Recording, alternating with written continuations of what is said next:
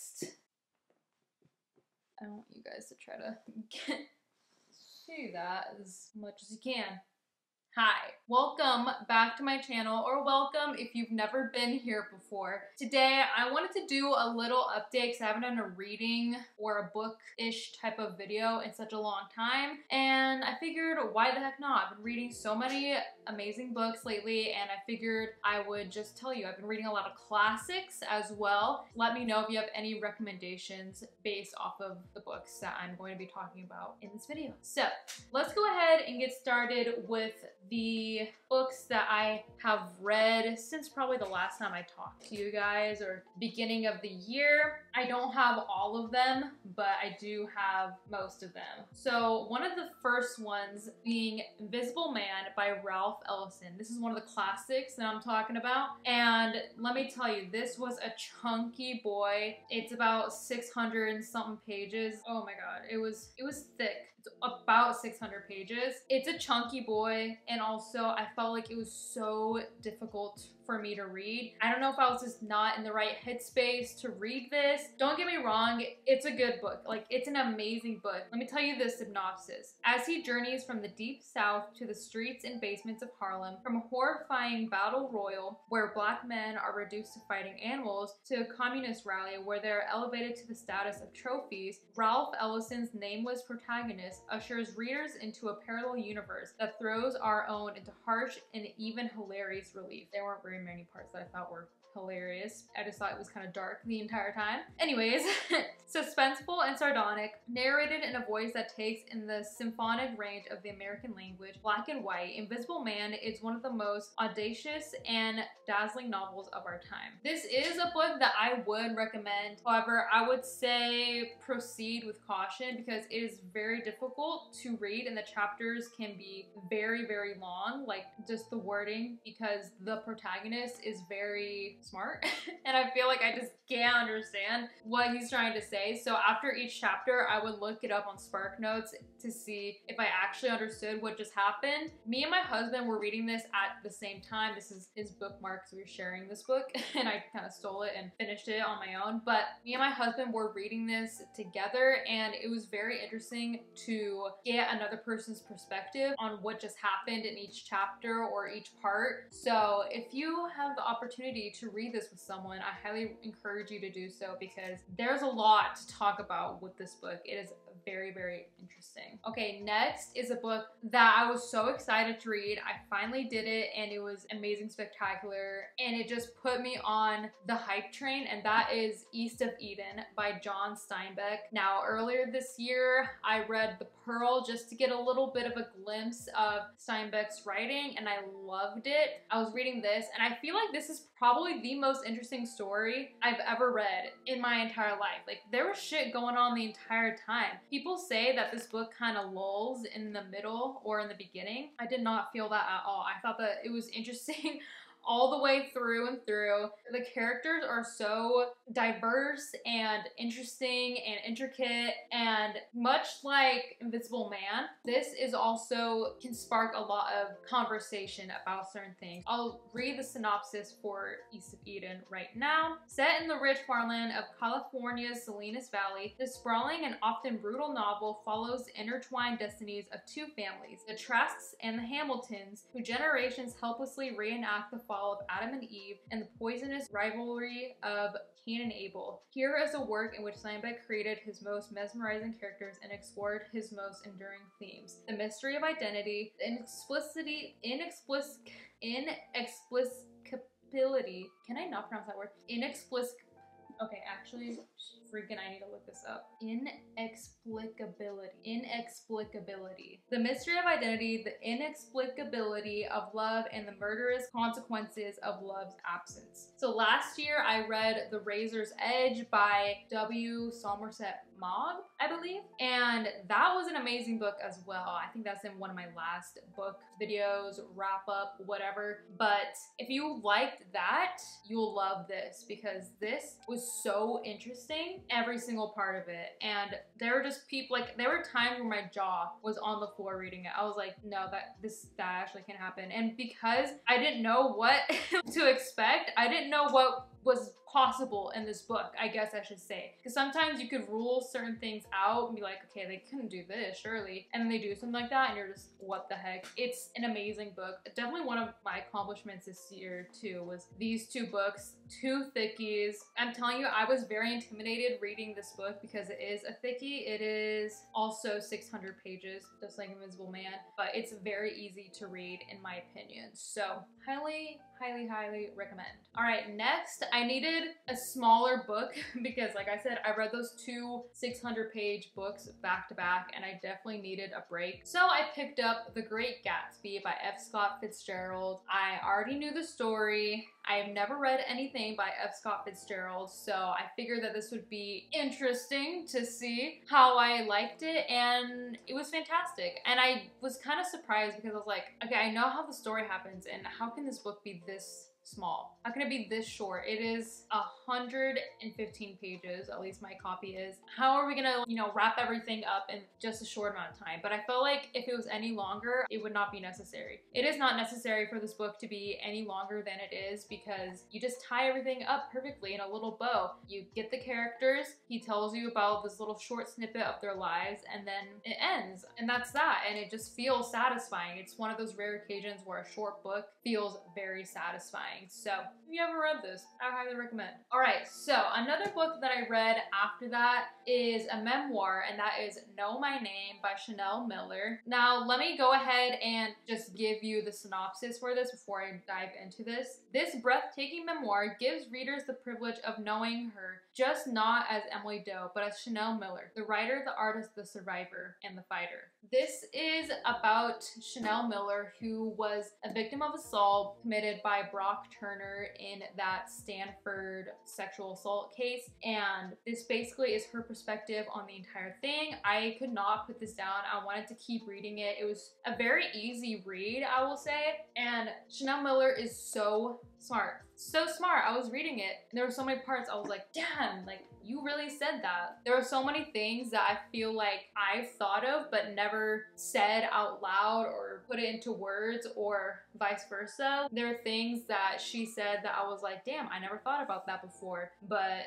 you do have a point. You know what I mean? And she has such a unique perspective because of the way that that trial and that case kind of took over the world basically. And I feel like if you want to read any type of memoir, you should definitely read this one. It is so interesting and pretty sad, honestly, pretty sad because we know the outcome of everything, but that's just where it comes with memoirs. You come out a stronger person though, and that's what's important. Okay, so the next book that I read after that, I don't have a copy of because I got it from my library, but it is The Bluest Eye by Toni Morrison, another classic. And let me tell you, the writing for this was a debut novel. This was like her first novel. I don't understand how that's even humanly possible because this book was so well written. It honestly took my breath away, like the imagery that Toni Morrison could create. And it was such a unique idea. And it was also, I really like reading books where I'm like, damn, I never really thought about that before. But you do have a point. So The Bluest Eye is about this young black girl, I think in the 1960s. And it is basically kind of just character study of her going about her life as a young black girl and how she desperately wants to have blue eyes because she sees her peers who are white that have blue eyes and they're deemed as, you know, kind of American pretty, and how she's kind of jealous of that. So it is such a unique, like I said, concept, and it's really interesting to see her perspective. I will say this though, the ending kind of threw me off. Like the last couple pages, I was like, what is happening? Why is this necessary? And that made me give it 4 stars. I was so close to giving it 5 stars, but then I gave it 4 stars because there were so many things happening that at a certain point I felt like I didn't know if it was necessary or not because it was just so weird. But I still recommend this book. Very sad though, very, very sad. And one of the next books that I read after that, I also do not have it because I read it from my library, but that is The Handmaid's Tale, another classic. So many classics at this point. 1, 2, 3, 4, 5 classics at this point. Handmaid's Tale. I was so excited to read this. I was like, all right, I'm gonna do it. And I was mind blown. I was truly mind blown. If you guys haven't noticed at this point, I am a classics girly. I usually love pretty much any and all classics. This one was no different. This is kind of a dystopian world where I feel like I don't really want to describe it too much because I didn't really have too much of idea. I mean, I had a basic concept of what the society is like in this world, but I feel like not knowing it will make it more interesting when you do read it. I gave this a 5 out of 5. So good. Same thing where the writing just made my jaw drop. I was like, that is so good. It was so poetic, very lyrical, and the story itself, I was like, I don't want to put this down. I need to know what happens next. And the ending, I felt like I don't know how I felt about the ending, but I still gave it 5 out of 5 stars because I enjoyed my time with it so much. Okay, next, I actually read a play, which I've never read a play before, like a physical play, but I read Death of a Salesman by Arthur Miller. Now, I read this in my junior year of high school for school, and I loved it. I remember loving it back then, so I wanted to read it again to see if I still felt the same way, and I did. I loved it. I gave this a 5 out of 5.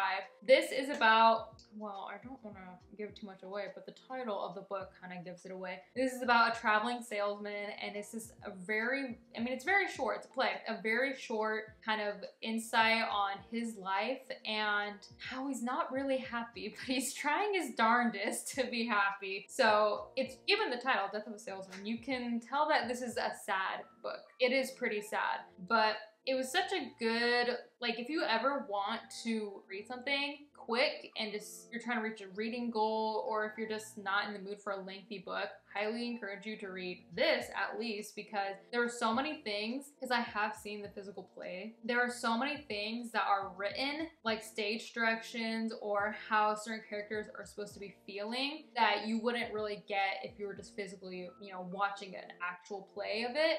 So I feel like actually reading it helps you to get a different perspective and different insight on what is actually going on. Okay, next, I feel like everybody has been talking about this book, and I was so excited to finally get my hands on it. I got it for my birthday, and that is I'm Glad My Mom Died by Jeanette McCurdy. This is a memoir from the Jeanette McCurdy who played Sam Puckett on iCarly and Sam and Cat. She has the most interesting life, and I never would have guessed it, thinking about how many things are going on behind the scenes. She has such an interesting life. She had a very unique growing up and relationship with her mother, as you can tell by the title. But I'm telling you, when you read this book, or if you ever do, you will get the title. You know what I mean? There were parts where I was like, how did you survive all of this? It just made me have so much more respect for her, because there were certain things I was like, I honestly don't know if I would have been able to get through that situation, because she was put in terrible circumstances, and every single part I was like, oh my gosh, what can happen next at this point? Seriously, what can happen next? How do you go up from here? But she does find the light at the end of the tunnel, and this book is definitely a necessity in my opinion. I feel like everybody should read this. It is so interesting, and hopefully it'll make you watch those shows, because I definitely grew up on those shows. I hope that it'll kind of make you guys get a different perspective watching that show, because sometimes I feel like people don't want to read this because they don't want to ruin their romanticized idea of the show that they love, this being iCarly. But I feel like it's good. We should not have a romanticized idea of those childhood shows, especially when the behind the scenes were so traumatic and traumatizing for the people. So definitely read this book. It's very, very interesting. I could not put it down, truly. Okay, so the last book that I finished recently is actually a poetry collection, House of Light by Mary Oliver. I've been hearing so much about Mary Oliver. I've heard that she kind of writes very lyrical poetry about nature, very bigger picture, who am I type of poetry, and connecting that to nature and the environment and things going on around her. And I love that because I feel like I do that so much. Something small will happen, like a leaf will fall in front of me and I'll interpret it to being like something completely different. And she does that, but it's actually written well. So you can see I have so many tabs because there's so many poems. I was like, all right, that was pretty good. Yeah, poetry collection. I'm definitely gonna read some more about that. Poetry collections are also an amazing way to read more books throughout the year. And if you also like kind of nature-esque poetry, highly encourage you to check out Mary Oliver because I started reading Upstream as well, but couldn't finish it because it was an ebook and I don't like reading ebooks. All right, now let's get into the books that I am currently reading. First one being Stephen King's Salem's Lot. As you can see, I'm almost done with it. I'm on page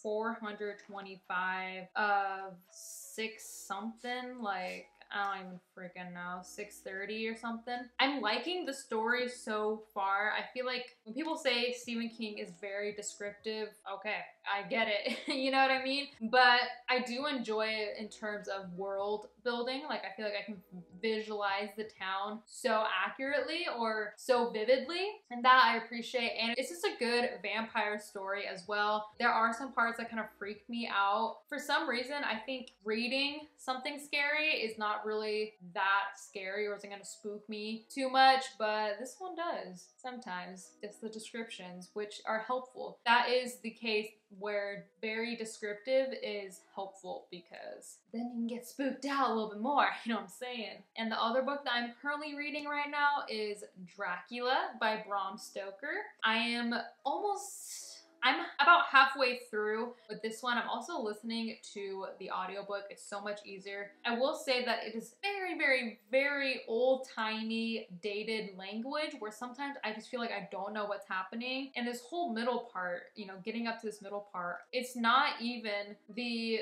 people that we started off with. It's a whole bunch of different people. And I'm like, is this necessary? This better come up later on because I'm trying my best to pay attention, but my brain cannot comprehend. It's not the people that we started off with, and even though it isn't, the interesting people in this little nook of a story, they aren't even focusing on the most interesting person. So I'm like, I want to hear from her perspective, you know what I mean? I want to hear more vampire stuff. So anyways, okay, so the last book that I'm currently reading right now is another memoir, and that is Crying in H Mart by Michelle Zauner. Now this is a memoir. Her mother also died of cancer, I think back in 2012. And Michelle Zauner is best known as a singer and guitarist who creates dreamy, shoegaze-inspired indie pop under the name Japanese Breakfast. Yeah, so she is a famous musician, and I'm about halfway through with this one too. So I'm hoping I'm going to be finishing these books pretty soon. So I think this is going to be very interesting to read. The only thing is that there is so much description about different types of Korean food, and sometimes I can't really understand or know how to pronounce certain words, but also I'm vegan, so there are a lot of descriptions where I'm just like, okay, because I'm vegan and some of the stuff is not, you know, as satisfying to read not being a vegan because there's a lot of like meat and dairy stuff, and I'm like, okay, I don't want to eat that. You know what I mean? So there's so much food description, I'll tell you that much. I'm halfway through, so much food description, but there are some parts in here already that I was like, oof. You know what I mean? Definitely gonna have to book more appointments with my therapist reading all these freaking mom memoirs. So I think that's going to be it for this video. Let me know if you've read any of those books. what you think about them. If you have any recommendations for any more classics, because I am just so excited to dive more into classics. I think my next book video is going to be my TBR, which is going to be filled with more classics. You know what I mean? There's just so many that I really want to read. So with that said and done, I want to give a huge shout out to all of my patrons, and especially to AJ, Mark Sylvester, Edward Fisher, and Terrell. Thank you so much, guys, and make sure to go ahead and check out my Patreon if you haven't already. Alright, so if you want to get videos earlier than when I post them here on YouTube, link for my Patreon will be in the description. Thank you guys for coming along with me on this book journey. Make sure to like, comment, subscribe, do all of that jazz, and as always, thanks for watching.